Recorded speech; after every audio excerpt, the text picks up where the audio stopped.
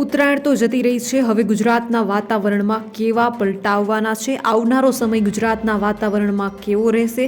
શું હોળી સુધીમાં હજુ પણ માવઠા જોવા મળી શકે છે? આવનારું વાતાવરણ આગામી 7 દિવસ સુધી કેવું રહેશે અને હોળી સુધીના વાતાવરણના અનુમાનની આજે આપણે ચર્ચા કરવાની છે. તો વિડીયોને જરૂરથી એન્ડ સુધી નિહાળશો. જો તમે પણ ગુજરાતની પડે પડની અપડેટ મેળવવા ઈચ્છતા હો તો હમણાં જ આ ચેનલને સબસ્ક્રાઇબ કરો અને સાથે સાથે કમેન્ટમાં આપેલી લિંક ઉપર ક્લિક કરીને ખાસ આપણા વોટ્સએપ ગ્રુપમાં જોડાવવાનું ચૂકશો નહીં. નમસ્કાર, તમારા બધાનું સ્વાગત છે ધ કાજલ સુવા યુટ્યુબ ચેનલ ઉપર. અંબાલાલ પટેલે કહ્યું છે કે રાજ્યમાં ઉત્તરાયણ બાદ ઠંડીમાંથી રાહત મળશે. દક્ષિણ ગુજરાતમાં ન્યૂનતમ તાપમાન 20 ડિગ્રી સેલ્સિયસ રહેવાની શક્યતા છે. કચ્છ અને ઉત્તર ગુજરાતના કેટલાક ભાગોમાં ઠંડી રહી શકે છે, તો મધ્ય અને ઉત્તર ગુજરાતના કેટલાક ભાગોમાં ન્યૂનતમ તાપમાન વધવાની શક્યતા છે. સૌરાષ્ટ્રના કેટલાક ભાગોમાં પણ ન્યૂનતમ તાપમાન વધવાની શક્યતા છે. દિવસે પંખા ચાલુ રાખવાની પણ સ્થિતિ આવી શકે છે. રાજ્યમાં વાદળો આવવાની પણ શક્યતા રહેશે. તેમણે એમ પણ જણાવ્યું છે કે તાપમાન એટલું વધશે કે દિવસમાં તો ક્યારેક પંખા ચાલુ કરવાની સ્થિતિ રહેશે. 18 જાન્યુઆરીમાં રાજ્યમાં વાદળો આવવાની પણ શક્યતા છે. ક્યારેક કોઈક ભાગમાં છૂટા છવાયા છાંટા પણ થઈ શકે છે. અરબ સાગરના ભેજ અને બંગાળના ઉપસાગરના ભેજને કારણે વાદળો આવતા ઠંડીમાંથી રાહત મળવાની શક્યતા છે. ગુજરાતમાં હાલ ઉત્તર પૂર્વની દિશામાં પવન ફૂંકાઈ રહ્યો છે. પવનની દિશાને કારણે હાલ ગુજરાતીઓને ઠંડીનો અનુભવ થઈ રહ્યો છે. હવામાન વિભાગે આપેલી માહિતી પ્રમાણે ગુજરાતમાં હાલ 5 દિવસ લઘુત્તમ તાપમાનમાં કોઈ ઘટાડો નોંધાય તેવી શક્યતાઓ નથી. ગુજરાતમાં હાલ હવામાન શુષ્ક રહેશે. હાલ માવઠાની કોઈ શક્યતા નથી. હવામાન વિભાગે આપેલી આંકડાકીય માહિતી પ્રમાણે મંગળવારે નલિયામાં 6.8 ડિગ્રી લઘુત્તમ તાપમાન સાથે સૌથી ઠંડુ શહેર નલિયા રહ્યું હતું. આ સાથે અમદાવાદમાં 12.3, કંડલા એરપોર્ટ પર 9.1, ડીસામાં 9.2, રાજકોટમાં 9.9, ગાંધીનગરમાં 11, વડોદરામાં 12.8, અમરેલીમાં 12.5 ડિગ્રી લઘુત્તમ તાપમાન નોંધાયું હતું. હવામાન નિષ્ણાત પરેશ ગોસ્વામીએ ગુજરાતના હવામાન અંગે જણાવ્યું છે કે ઘણા ખેડૂત ભાઈઓ 20 જાન્યુઆરી પછી વાવેતર કરતા હોવાનું જણાવે છે, પરંતુ આ વખતે 20 જાન્યુઆરી પછી પણ ઠંડીનું પ્રમાણ રહેવાનું છે. તેઓના જણાવ્યા મુજબ હજુ પણ એક માવઠાની શક્યતા છે. તે પછી પણ ઠંડી પડવાની છે. કદાચ 18 થી 23 જાન્યુઆરી વચ્ચે એક માવઠું પણ થવાનું છે. આ માવઠા પછી પણ ઠંડીનો દોર ચાલુ રહેશે. જાન્યુઆરી મહિનામાં તો સંપૂર્ણપણે ઠંડી જોવા મળશે. ફેબ્રુઆરી મહિનામાં પણ ગયા વર્ષની સરખામણીએ ઠંડી જોવા મળશે. સુરતમાં વધારે, ઉત્તર ગુજરાત અને મધ્ય ગુજરાતમાં પવનની ગતિ મધ્યમ રહેશે. તેમજ પશ્ચિમ સૌરાષ્ટ્રમાં ઉત્તરાયણના દિવસે ભારે પવન જોવા મળશે. તેમજ 14 થી 16 જાન્યુઆરી દરમિયાન રાજ્યના અનેક વિસ્તારોમાં વાદળછાયું વાતાવરણ જોવા મળી શકે છે. ઉત્તરાયણની સવારે રાજ્યના અનેક જિલ્લાઓમાં ધુમ્મસભર્યું વાતાવરણ જોવા મળ્યું હતું. ગુજરાતથી લઈને દેશભરમાં ઠંડીનો ફરી કહેર છવાયો છે.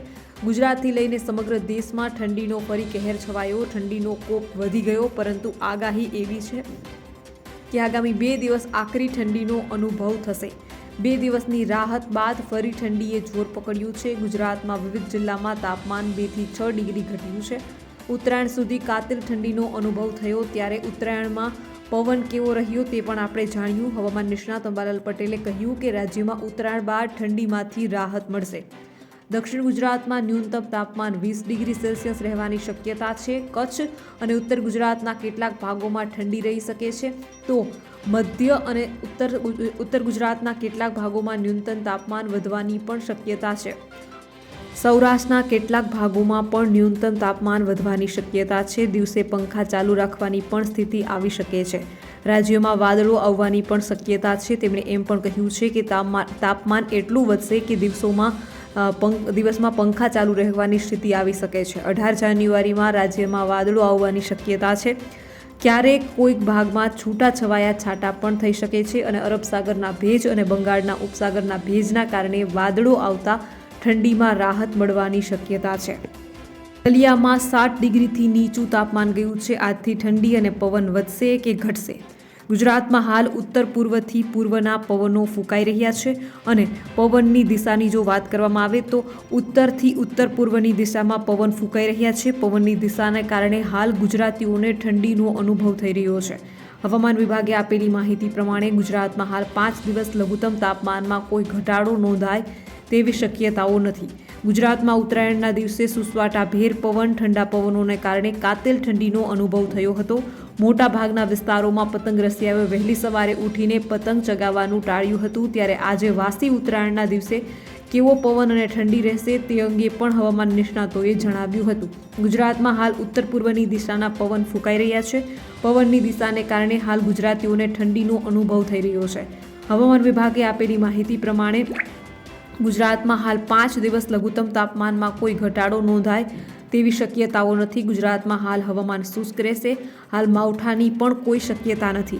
હવામાન વિભાગના અમદાવાદ કેન્દ્રના ડાયરેક્ટર A.K. દાસે જણાવ્યું હતું કે આગામી 5 દિવસ હવામાન શુષ્ક રહેવાનું પૂર્વાનુમાન છે. આજથી લઘુત્તમ તાપમાન ફરીથી 2-3 ડિગ્રી ઘટવાની આગાહી કરવામાં આવી છે. ગુજરાતમાં હાલ ઉત્તર પૂર્વની દિશામાં પવનો ફૂંકાઈ રહ્યા છે. A.K. દાસે વધુમાં જણાવ્યું કે તેમણે અમદાવાદ અને તેની આસપાસના વિસ્તારોમાં આકાશ સ્વચ્છ રહેવાનું અનુમાન આપ્યું છે. આજે શહેરમાં 14 ડિગ્રી તાપમાન રહેવાની શક્યતા છે. હવામાન વિભાગે આપેલા આંકડા પ્રમાણે મંગળવારે નલિયામાં 6.8 ડિગ્રી લઘુત્તમ તાપમાન સાથે નલિયા સૌથી ઠંડુ શહેર રહ્યું. અમદાવાદમાં 12.3, કંડલા એરપોર્ટ પર 9.1, ડીસામાં 9.2, રાજકોટમાં 9.9, ગાંધીનગરમાં 11, વડોદરામાં 12.8, અમરેલીમાં 12.5 ડિગ્રી લઘુત્તમ તાપમાન નોંધાયું હતું. તો બીજી બાજુ હવામાન નિષ્ણાત પરેશ ગોસ્વામીએ ગુજરાતના હવામાન અંગે જણાવ્યું છે કે ઘણા ખેડૂત ભાઈઓ 20 જાન્યુઆરી પછી વાવેતર કરતા હોવાનું જણાવ્યું છે. પરંતુ આ વખતે 20 જાન્યુઆરી પછી પણ ઠંડીનું પ્રમાણ રહેવાનું છે. જોકે હજુ પણ એક માવઠાની શક્યતા છે. તે પછી પણ ઠંડા પવન પડવાની શક્યતા છે. કદાચ 18 થી 23 જાન્યુઆરી વચ્ચે એક માવઠું પણ થવાનું છે. 18 થી 23 જાન્યુઆરીમાં ફરી એક માવઠું. આ માવઠા પછી પણ ઠંડીનો દોર ચાલુ રહેશે. જાન્યુઆરી મહિનામાં તો સંપૂર્ણપણે ઠંડી જોવા મળશે. ફેબ્રુઆરી મહિનામાં પણ ગયા વર્ષની સરખામણીએ ઠંડી જોવા મળશે. તો બસ આજના વિડીયોમાં એટલું જ. જલ્દી જ મળીશું એક નવા વિડીયોની સાથે. ત્યાં સુધી જોતા રહો ધ કાજલ સુવા યુટ્યુબ ચેનલ. નમસ્કાર.